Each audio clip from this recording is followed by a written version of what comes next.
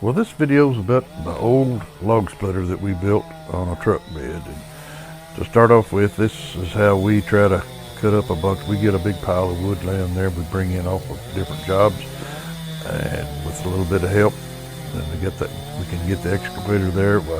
This is the way we like to do it. We can saw a lot of wood and make a lot of firewood in just a little bit of short time. So here's where we get started. And now we're starting to split the next day. We cut one day and split the next. But we start off with right here. This is a gnarly old piece of hackberry. Got a knot right in the middle of it, and this is probably one of the worst ones we got in this video. But that's just part of what we do. We don't hand pick them. Although I say that, I do. I've learned some of them I just don't fool with anymore. The real knotty pieces. There's why, right there. That'll burn, but it's just aggravating to fool with. And like I said, I've got a wood boiler. Now here's a little bit better piece. You can see what happens. Boom. Split's good. And this is hackberry. There's another. That's a pretty good size chunk of wood. But this is my little routine. Is I'll split it small on the bottom. I'll pull off that one side, leave the big side on the other way, and just get it back down there and run it back through again. And I got my adjustable wedge. A 4-way wedge is all I put on it, because we have some pretty gnarly wood. We're not a fool with these log splitter videos where they look like telephone poles and split them all in one piece, like that particular one right there. That's pretty good. That's a good piece of wood. And then you come in right here, and I've got one with a mini excavator behind me. We can roll these logs and put them on the log lift, but with enough help and there's enough equipment available, we can just split a whole lot more wood in a day's time like this. But you take that one piece, I can get 8, 10, sometimes 12 pieces of firewood out of one chunk. We like the bigger pieces like that, to be honest with you. We can make more wood. And I tend to get them too big sometimes, but that's the way I like to do them right there. Just get them in there, smaller pieces, and get them handleable. Like I say, I've got a wood boiler. It'll burn just about anything we put through it. With this particular day, we had hackberry, and as you can see, that's a piece of Kentucky cherry. Now, I had these. That's a good piece of wood right there. I had these laid off to run through the sawmill and make lumber out of, because it was such good straight stuff. But we wound up with so much of it, and I've got piles of it laying around ready to saw, and I needed some firewood. So this is just what we did. The cherry, yes, you can tell it splits a whole lot different than that hackberry. You hit that cherry and it just pops, and it's pretty much split. The hackberry's quite stringy. But there's probably the perfect piece of wood. You run it through, you got 4 pieces of firewood out of it. We don't get them like that too much. In this particular day, I had split all I needed for my wood boiler, but I had a good friend that wound up with a brain tumor. And he has a wood boiler, and we decided, we got a bunch of wood laying around, so we decided we're gonna split him some wood. I wound up splitting that single axle truck right there, and I wound up splitting about 3 tandem axles trucks that one day, just us 3. It's a whole lot of wood. It's a whole lot of wood. But we had the backhoe there, it all worked out the easiest way to get it loaded. I'm gonna make an elevator for this thing one of these days. That's gonna be one of our next projects. But I've had this thing built for 10 years, just now getting around to doing an actual video on actually splitting the wood itself. So,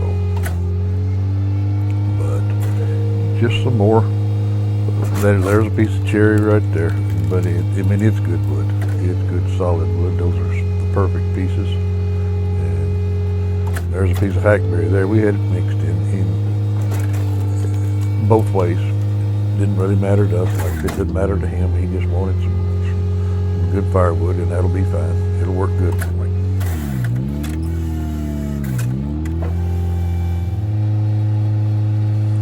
As you can see here, we're loading some sawed lumber on the on the table. And what I had done, I had took an old ash log and sawed some 6x12s out of it that I needed for another project. And then after I sawed them, these things are not going to be there. It was just the emerald ash borer had destroyed all the ash trees in this area. They were fine when they first started dying. They were good wood, but boy, they start rotting and standing pretty quick. So I had I don't know, 3 or 4 pieces of it. We just sawed them up pieces and made some. It'll burn right on. The wood borer don't care. So anyway, that's just what we were doing with those little square pieces. I'd already ran them through the sawmill like a dummy and decided that's not going to work. So we just made firewood out of them.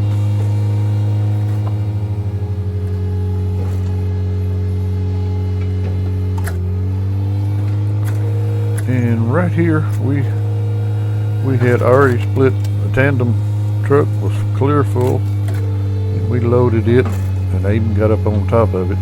You'll see in a minute. We got up on top of it and loaded it good, so I could get all I could get, because I had to haul it about 25 miles to my friend's house. But anyway, we loaded what we could with the backhoe and got up on it and reloaded everything else. But we already had that one loaded, and then I just loaded this little single axle truck. We loaded it, and then we're out of trucks, so we just started putting it on the ground, and I'll take the backhoe and load it a little bit later.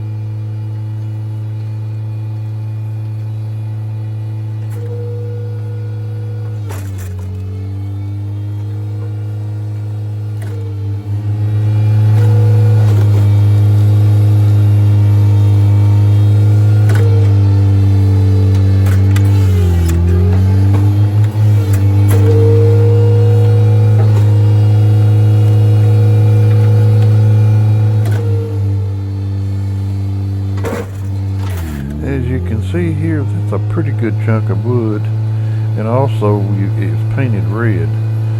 I said earlier that I had laid these logs. I had quite a few of them laid off to put in the sawmill, so I was using anchor seal on them, which I had some red anchor seal. So anyway, but it's just to seal up the end so they wouldn't split so bad. After I painted them, let them lay there for a year, then I decided to split them up in firewood. But anyway, we got a lot of it, but that was a big old chunk of wood. I suspect that piece of wood probably weighed 350 pounds or something, and there in a few seconds, well, we turned it into handleable firewood. We like our little system. I'm right pleased with it. It's nothing fancy. We do all our own fabricating and engineering, but it works the best.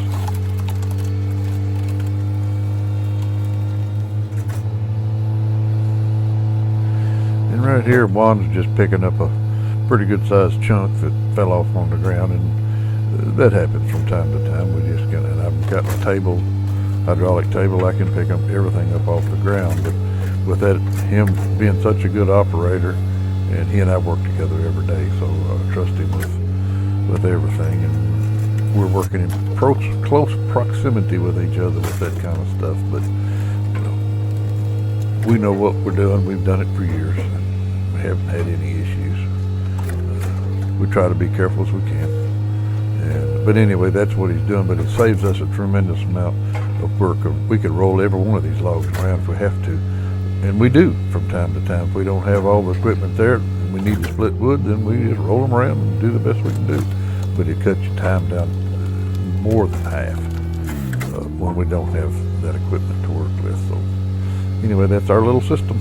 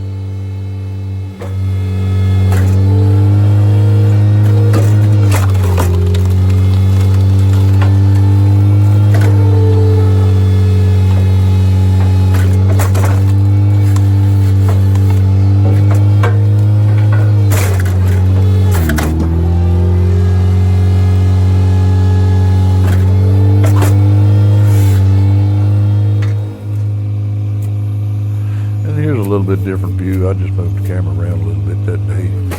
It's kind of hard to do work and fool with the camera, but anyway, just a little bit different view. You can kind of see more how the thing works. It looks like it's working a little bit slower right here because I changed the RPMs on the engine from time to time. I don't think I've quite got it up enough right there.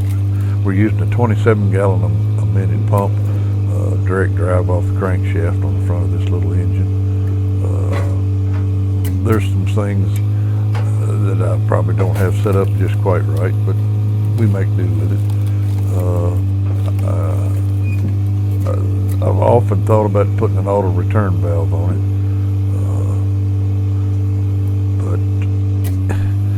but our system works just fine like it is. I've used it, like I say, for 10 years, and I don't know, I may spend the money one day, put an auto return valve on it, see how I like it. To this point, we're just going to continue with what we're doing.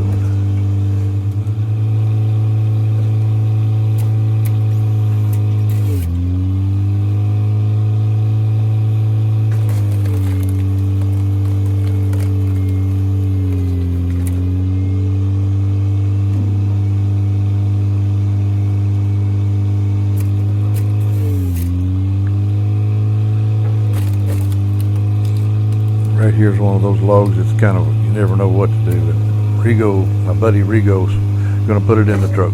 Now, let me split that again. So we have a tendency, when you start loading these in that wood furnace, sometimes late at night, you're tired and wore out, you learn to make them just a little bit smaller. They get hard to handle.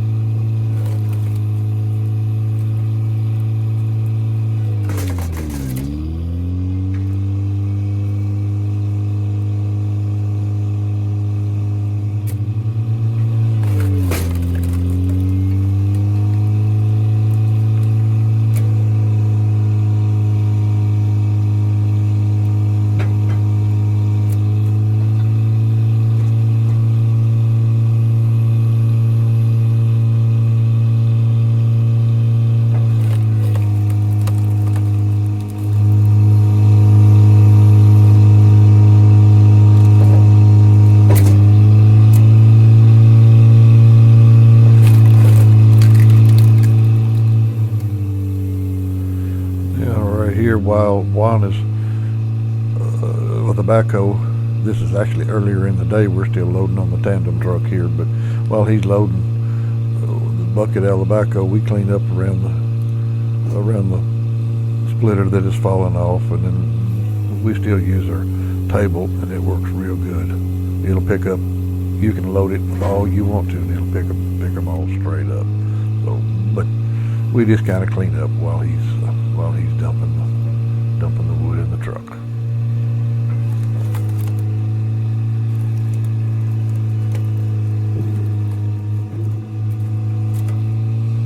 Here's a good example of one of those big chunks of that piece of hackberry. Well, there's 2 pieces split out of it. Flip it around, kind of wherever it wants to go, because it's pretty heavy. Flop it around, beat it around a little bit, best you can.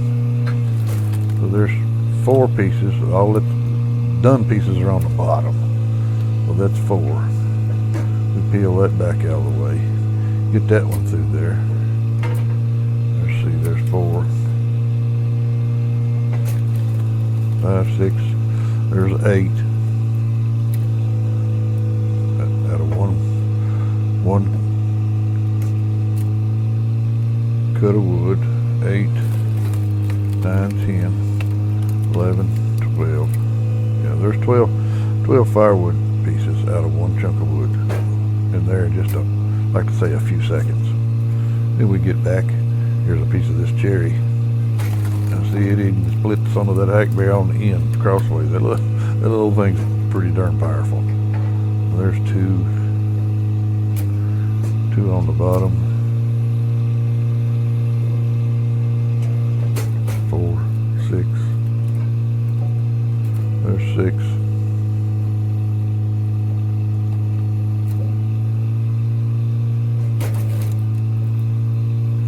There's 10 pieces out of one chunk. Anyway, that's why we like those big pieces, because it doesn't take us long to run them through there. And there comes another one. Set them on over both sides. This one's got a big chunk on the side of it, and they make it a little bit aggravating when you try to roll them around, because that chunk is like that one right there. It's going to wind up in the wrong place every single time, and you got to manhandle them, and so that part we have to deal with. But that's what happens when you fool with those big chunks of wood. And like I say, they're not all just perfect with no knots on them and log pieces and stuff. We just deal with them the best we can. And sometimes they'll ride up like that. If you don't cut them square, that's one of the worst things that can happen. If you don't cut it square, then it'll ride up every time. And then sometimes, occasionally, it'll get stuck on that splitter, like that one. And sometimes we have to get one with the mini to get a hold of it. You see, there's a hook on that push ram. I've got a chain. If I have to, I can hook a chain on the end around that log and then hook it on that hook and pull it back off of there. And I've done that a time or 2. That was before we started using the little mini excavator, before we even owned the little mini excavator. But see, there's a pretty good chunk of wood. It's a little bit gnarly, and you have to fool with them a whole lot more. But anyway, at the end of the day, I'll get 10, 12 pieces of wood out of it.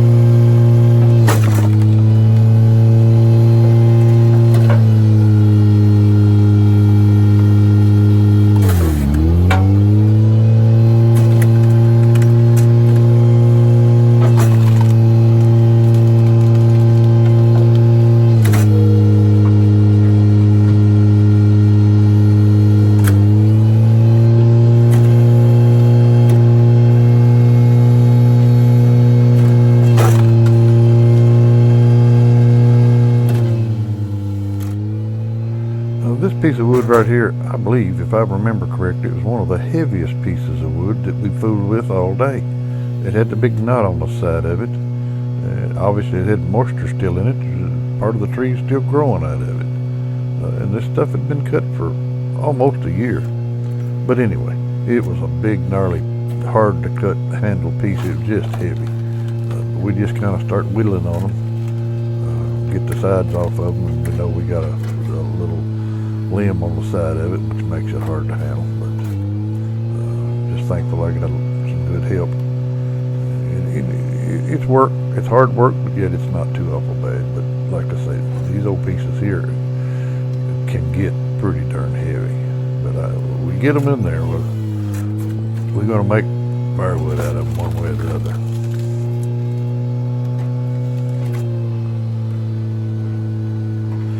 And if you notice, when I first started on this chunk of wood, I had my wedge all the way down. I could put it all the way down. So then I just have a single piece coming up there. On some of those big pieces, I split them in the middle first, one way, and it makes it a lot easier to split and a lot easier on the log and on the splitter. These pieces right here, different wood, I kind of know what to look for. It'll split them. But one with a lot of knots and stuff in it, I'll put it all the way down and start off and splitting them in half, and then bust them in a bunch of pieces that way.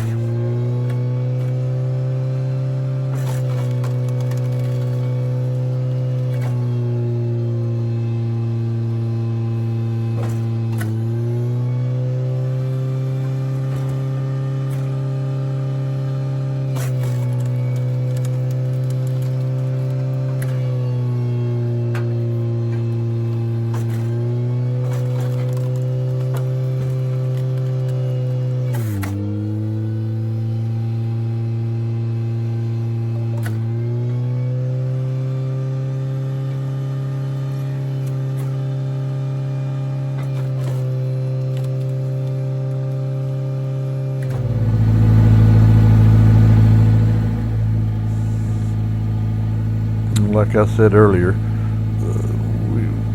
we loaded this tandem truck all we could get on it, and then I decided, well, I've got to go 25 miles. I want to load all I can get on it. And of course, I didn't want any coming off on the road or anything. So we got up there and hand placed probably 3 backhoe buckets on top of, after it was loaded, so to speak.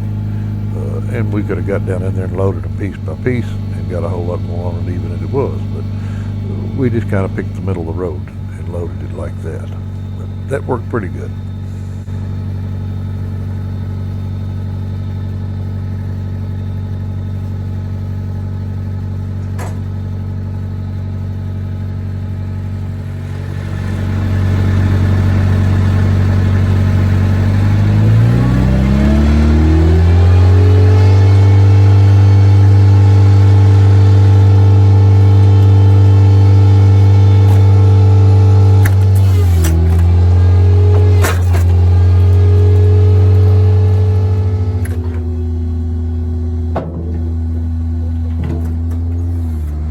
As you can see, I just moved the camera down on this end so you can kind of see that wood coming at you as we're working it, and kind of see her. I didn't take too good a picture of the pile of wood that we had there, but it was a great big pile of wood. But we try to make a big pile, get it pretty close to us, so we can take that mini and just hand it off onto the splitter. It works pretty good.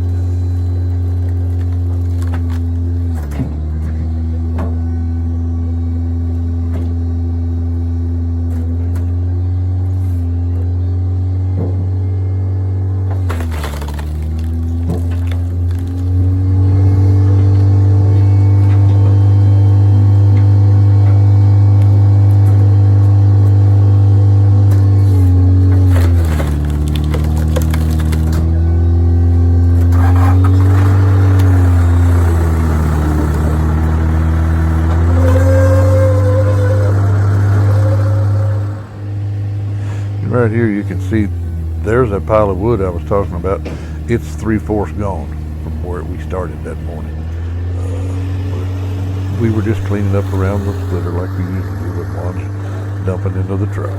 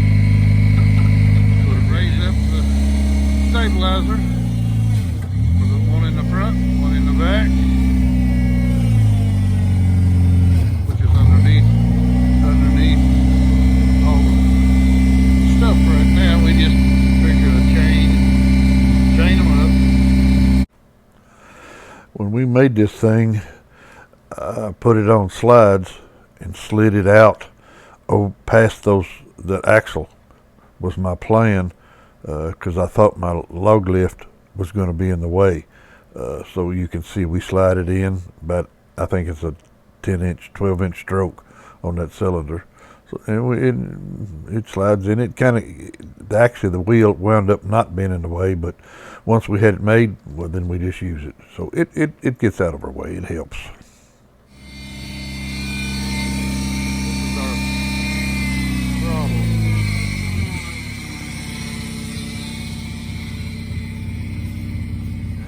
We've split wood all day, 2 of those, and then we drive the truck back to the shop.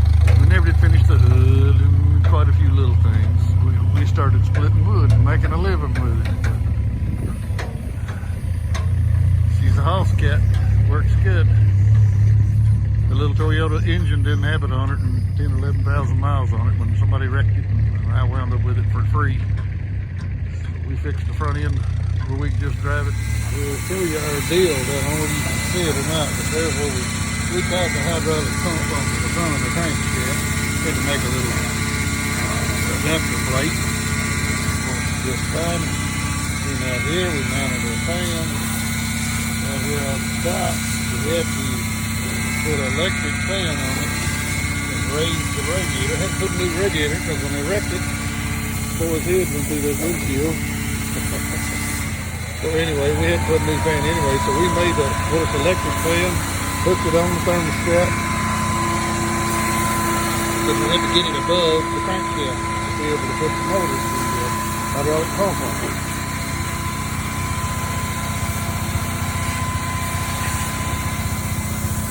She was pretty rough. I didn't want to do anything else with it, but it didn't have but 110 or 11,000 miles on it, so we made this bad.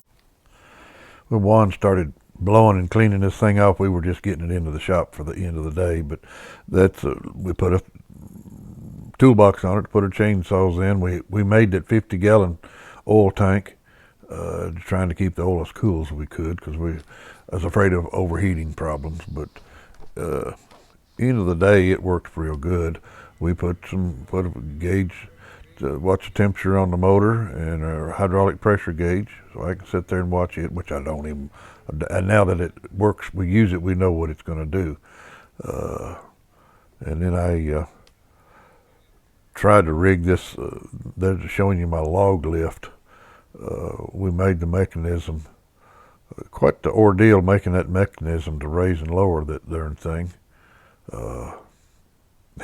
You can see we had to brace it up because it got to overdoing it with that big 6-inch cylinder that I put on it earlier, and it works fine now. Like I said, we worked through our problems, and at the end of the day, I could have probably put a cylinder on the back of it, a little short stroke cylinder, raised it straight up and down. Would have been a lot easier than what we did, but anyway, that's what we did, and that's what we're going with.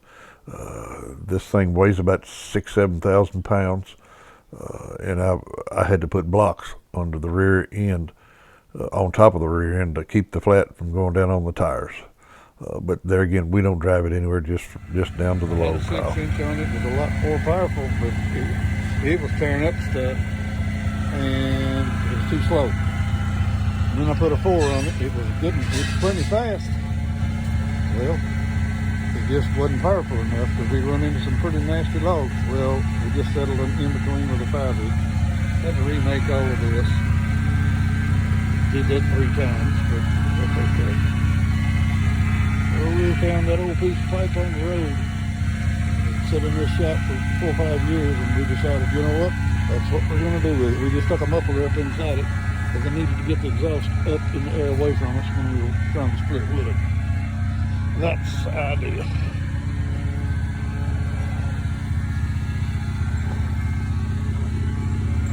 Use the existing gas tank. All that works good. Had to put a set of tires on it. It sits 99% of the time. Ain't she a beaut?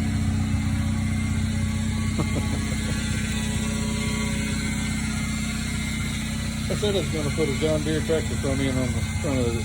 We just never did that. We made the hood. As you can see, we made the hood. We could raise the hood, but we never did cover it. That's a project later on.